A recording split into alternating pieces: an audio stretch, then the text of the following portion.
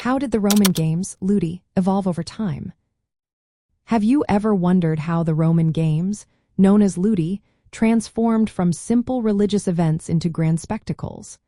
Let's take a closer look at this fascinating journey.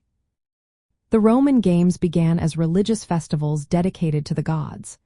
The earliest and most notable of these was the Ludi Romani, which started in 366 before Christ and took place every September. These games honored Jupiter, the chief god of Rome, and featured chariot races, theatrical performances, and athletic contests. As Rome grew, so did the Ludi. By the middle of the Republic, the calendar expanded to include more games, each serving a specific religious or civic purpose. By 100 before Christ, there were at least 6 major sets of games each year, amounting to around 49 days of public entertainment. Admission was free, making these events accessible to all citizens, which helped strengthen community bonds.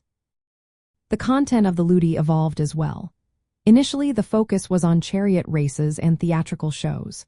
However, gladiatorial combat made its debut in 264 before Christ. These fights, known as munera, started as private funeral games but quickly became public spectacles.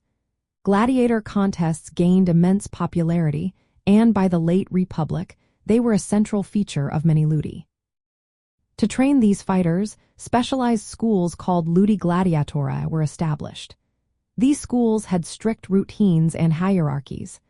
Experienced gladiators would train newcomers using wooden practice weapons to minimize injuries. The political significance of the Ludi increased over time. Ambitious politicians and emperors recognized the games as a way to gain public favor. Military leaders would sponsor extravagant games to celebrate victories, sometimes rivaling traditional religious festivals.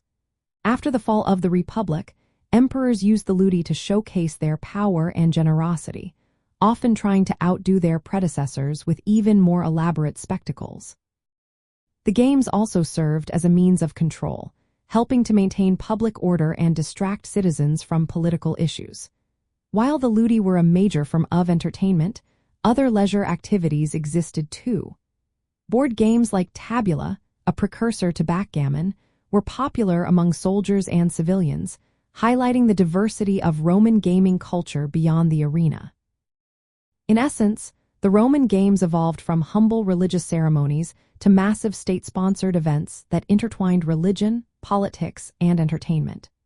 They mirrored the changes in Roman society, reflecting the shift from civic duty in the early Republic to the spectacle-driven power dynamics of the empire. The Ludi were not just games. They were a reflection of Rome's values and the relationship between its rulers and the people.